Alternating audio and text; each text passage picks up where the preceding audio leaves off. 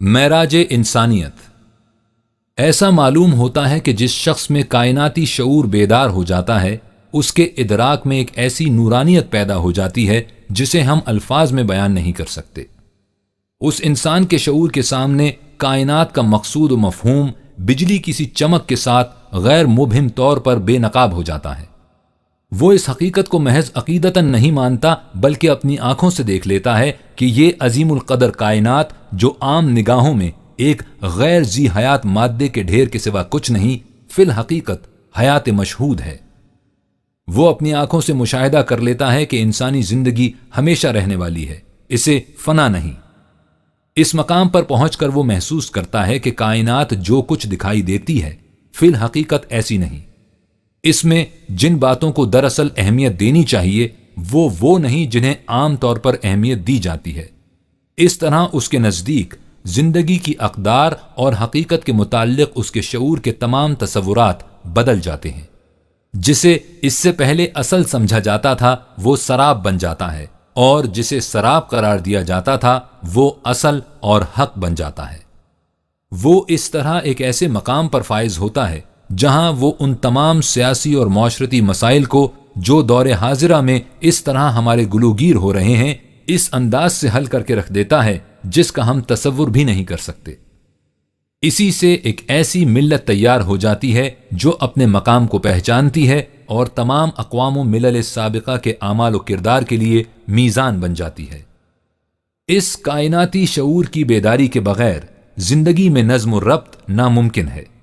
ایک عرصہ دراز سے مادے کے ڈھیر کے نیچے دبے ہوئے انسان نے یہ سمجھ رکھا ہے کہ محض عقل کے زور پر دنیا میں زندہ رہا جا سکتا ہے،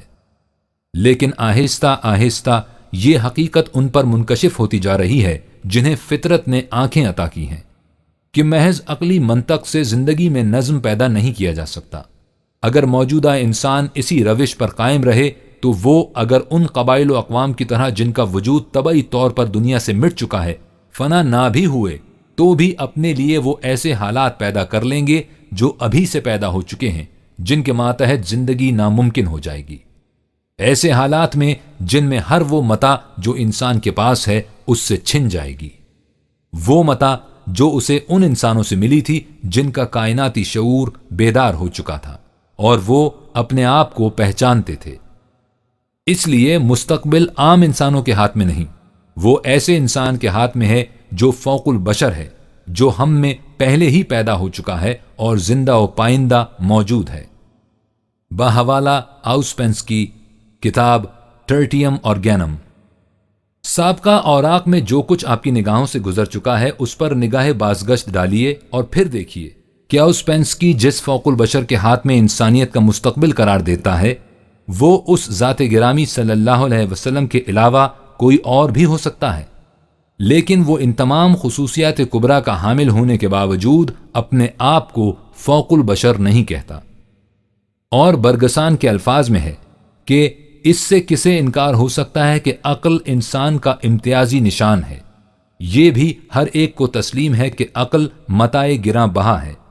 ایسے ہی جیسے فن لطیفہ کا کوئی شاہکار گراں قدر ہوتا ہے۔ لیکن یہ چیز محتاج وضاحت ہے کہ عقل کے فیصلے کس صورت میں مطلق اور واجب التعمیل قرار پاتے ہیں۔ عقل تو صرف دلائل فراہم کرتی ہے جن کی تردید دوسرے دلائل سے ہو سکتی ہے۔ اس لیے اس پر اصرار کرنا غلطی ہے کہ ہماری اور آپ کی عقل ایسی گراں بہا ہے کہ وہ مجبوراً ہم سے اپنی عظمت کا اعتراف کرا لے اور اپنے فیصلوں کو منوا لے۔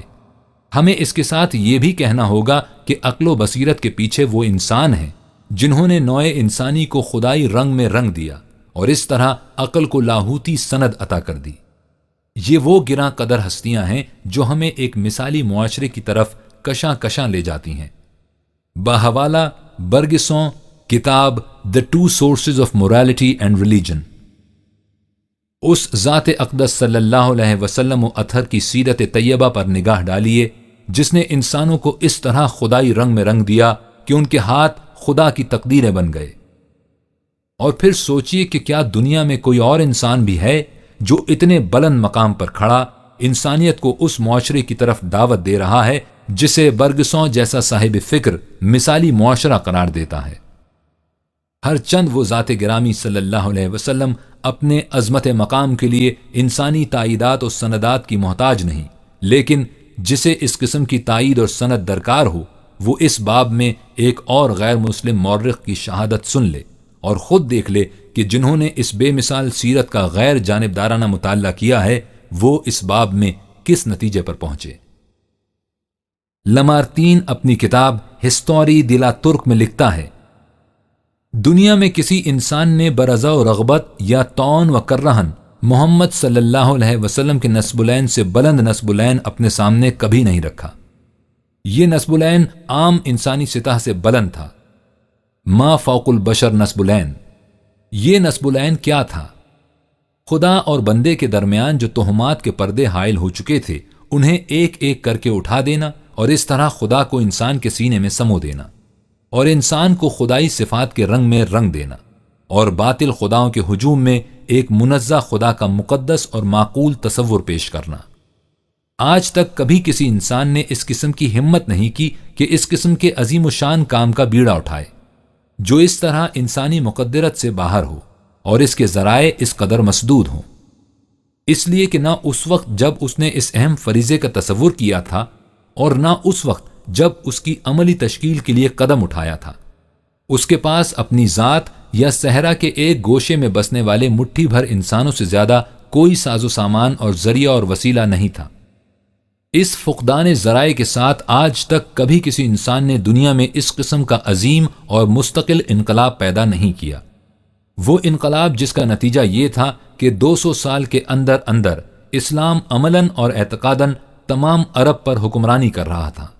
اور اس لیے خدا کے نام پر ایران، خراسان، مغربی ہندوستان، شام، مصر، حبش، شمالی افریقہ کا وہ تمام علاقہ جو اس وقت تک معلوم ہو سکا تھا نیز بحر روم کے متعدد جزائر اور ہسپانیہ تک کو فتح کر لیا تھا۔ اگر نسب العین کی بلندی، وسائل کی کمی اور نتائج کی درخشندگی انسانی نبوغ یعنی ہیومن جینیس کا معیار ہیں تو وہ کون ہے جو اس باب میں محمد صلی اللہ علیہ وسلم کے مقابلے میں کسی اور انسان کو پیش کرنے کی جرت کر سکے؟ دنیا کے اور بڑے بڑے انسانوں نے صرف اسلحہ، قانون یا سلطنتیں پیدا کی، وہ زیادہ سے زیادہ مادی قوتوں کی تخلیق کر سکے جو اکثر اوقات خود ان کی آنکھوں کے سامنے راکھ کا ڈھیر ہو کر رہ گئیں، لیکن اس انسان نے صرف جیوش و عساکر، مجالس قانون ساز، وسیع سلطنتوں، قوموں اور خاندانوں ہی کو حرکت نہیں دی بلکہ ان کروڑوں انسانوں کے قلوب کو بھی جو اس زمانے کی آباد دنیا کے 1/3 حصے میں بستے تھے، اور ان سے بھی کہیں زیادہ اس شخصیت نے قربان گاہوں، دیوتاؤں، مذاہب و مناسک، تصورات و معتقدات بلکہ روحوں تک کو ہلا دیا۔ اس نے ایک ایسی کتاب کی اساس پر جس کا ایک ایک لفظ قانون کی حیثیت رکھتا ہے ایک ایسی قومیت کی بنیاد رکھی جس نے دنیا کی مختلف نسلوں اور زبانوں کے امتزاج سے ایک امت واحدہ پیدا کر دی۔ یہ لافانی امت اور باطل کے خداؤں سے سرکشی اور بیزاری اور ایک خدائے واحد کے لیے والہانہ جذب و عشق، یہ ہیں دنیا میں اس عظیم ہستی کی یادگاریں۔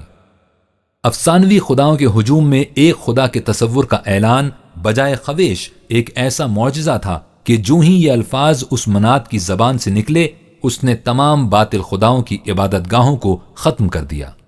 اور 1/3 دنیا میں آگ لگا دی۔ اس کی زندگی، اس کی فکری کاوشیں، توہم پرستی کے خلاف اس کی مجاہدانہ جد و جہد اور باطل خداؤں کے غیظ و غضب کو استحقار کی ہنسی سے ٹھکرا دینے کی عظیم جرت، مکی زندگی میں متواتر 13 برس تک تمام مصائب و نوائب کے مقابلے میں استقامت و استقلال، مخالفین کی تکذیب و تضحیک کا خندہ پیشانی سے استقبال،